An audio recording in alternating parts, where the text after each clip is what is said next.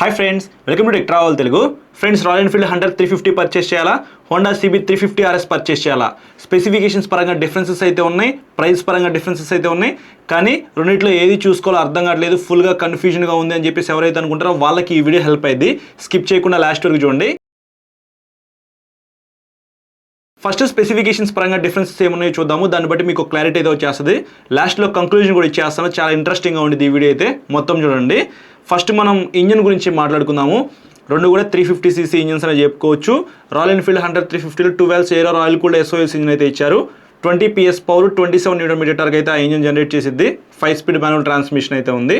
అదే CB 350 RSలో చూసుకున్నట్లయితే 12 air cooled 350cc SOS engine అయితే ఇచ్చారు. 22 PS పవర్, 30 Nm టార్క్ అయితే ఆ ఇంజన్ జనరేట్ చేసిద్ది. 5 స్పీడ్ మాన్యువల్ ట్రాన్స్మిషన్ అయితే ఉంది. ఇక్కడ క్లియర్ కట్గా మీరు ఒకటి అబ్జర్వ్ చేయాలి. పవర్ అండ్ టార్క్ నాకు తక్కువ ఉండాలి అనుకుంటే మాత్రం హంటర్ 350 అయితే కొనుక్కోండి. కొద్దిగా పెర్ఫార్మెన్స్ ఎక్కువ ఉండాలి అనుకుంటే మాత్రం హోండా CB 350 RS అయితే బెస్ట్ అని చెప్తాను. రెండు ఇంజన్స్ కూడా సేమ్ అనమాట. ఒకవేళ ఏమన్నా స్పేర్ పార్ట్స్ పోయినా సరే మీకు రాయల్ ఎన్ఫీల్డ్ అయితే కొద్దిగా కాస్ట్ అయితే ఎక్కువ ఉండిద్ది, మెయింటెనెన్స్ అయితే ఎక్కువ అనమాట. ఏదైనా పర్చేస్ చేయాలన్నా సరే కొద్దిగా కాస్ట్ అయితే ఎక్కువ ఉండిద్ది.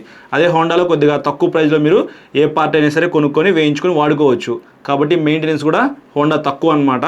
ఇంకా బ్రేక్స్ విషయానికి వస్తే ఫ్రంట్ మీకు 300mm డిస్క్ బ్రేక్ హంటర్ 350లో ఉండిద్ది.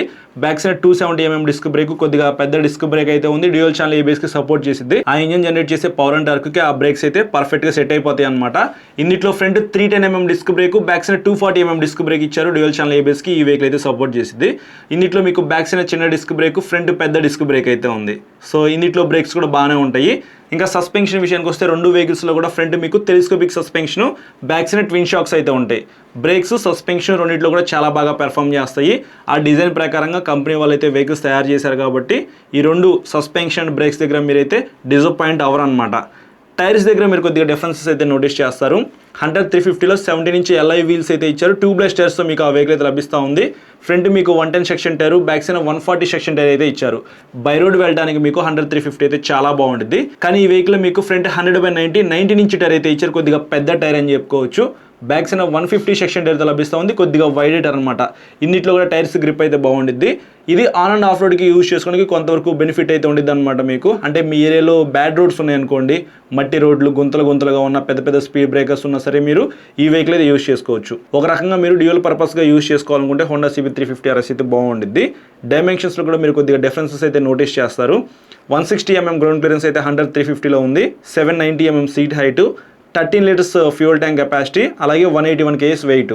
ఇన్నిట్లో మీకు 168mm అయితే ఇచ్చారు. కొద్దిగా గ్రౌండ్ క్లియరెన్స్ అయితే ఎక్కువ ఉంది, 8mm అయితే ఎక్కువ ఉంది.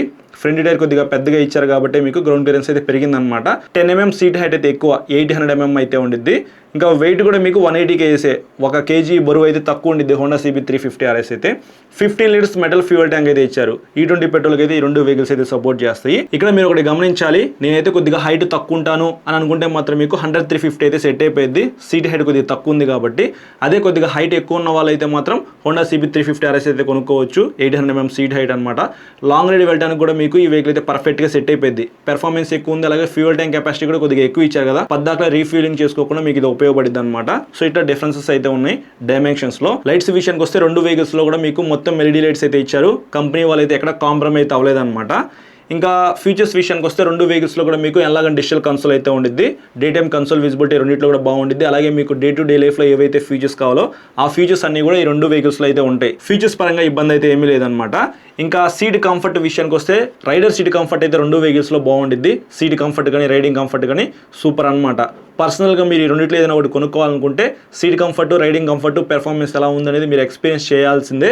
మీరు రైడ్ చేస్తేనే మీకు క్లారిటీ అయితే వస్తుంది. నాకైతే మాత్రం రెండు సీట్ కంఫర్ట్స్ అయితే చాలా బాగా నచ్చినాయి అనమాట. Back side pillion seat comfort అయితే అంతేమీ ఉండదు, కన్సిస్టెంట్గా అయితే ఉండిద్ది. పిలియన్ రైడర్తో మీరు ఎక్కువగా లాంగ్ వెళ్దాం అనుకుంటే మాత్రం మీకు ఈ రెండు వెహికల్స్ అంతగా సెట్ అవ్వవు. కొద్దిగా లావుగా ఉన్న వాళ్ళకైతే అస్సలు కంఫర్ట్ అయితే ఉండదు అనమాట. ఇంకా కలర్స్ విషయానికి వస్తే రాయల్ ఎన్ఫీల్డ్ హంటర్ 350 10 కలర్స్లో మీకు లభిస్తూ ఉంది. చాలా కలర్ ఆప్షన్స్లో మీకు ఈ వెహికల్ అయితే ఉంది కాబట్టి మీరు హ్యాపీగా మీకు నచ్చిన కలర్ అయితే మీరు పర్చేస్ చేయొచ్చు. అదే హోండా CB 350 RSలో 4 కలర్స్ ఇచ్చారు. అయినప్పటికీ ఈ 4 కలర్స్ కూడా చూస్తానికి చాలా బాగుంటాయి. బట్ ఇది కొద్దిగా లిమిటెడ్ కాబట్టి ఇది ఒకటి మైనస్ అనమాట. ఇంకా టాప్ స్పీడ్ విషయానికి వస్తే హంటర్ 350 120 km దాకా అయితే వెళ్ళిద్ది. 35 km దాకా మైలేజ్ అయితే ఎక్స్పెక్ట్ చేసి మీరు ఈ వెహికల్ అయితే పర్చేస్ చేయాలి. ఇన్నిట్లో కొద్దిగా పవర్ అండ్ టార్క్ ఎక్కువ ఉంది కాబట్టి 130 దాకా మీరు ఎక్స్పెక్ట్ చేయొచ్చు టాప్ స్పీడ్ అయితే.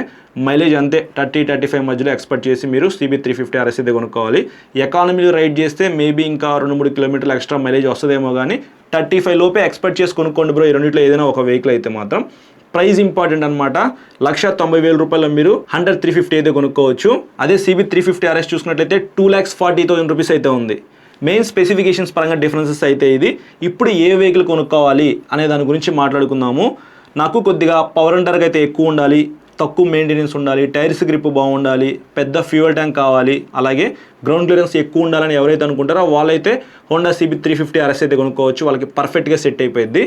ఇంకా పవర్ అండ్ టార్క్ తక్కువ ఉండాలి, నాకు కార్ ఆప్షన్స్ అయితే ఎక్కువ ఉండాలి, బెస్ట్ బ్రేక్స్ ఉండాలి, అలాగే సీట్ హైట్ తక్కువ ఉండాలి, బడ్జెట్లో రావాలి అని ఎవరైతే అనుకుంటారో వాళ్ళైతే రాయల్ ఎన్ఫీల్డ్ హంటర్ 350 అయితే కొనుక్కోవచ్చు.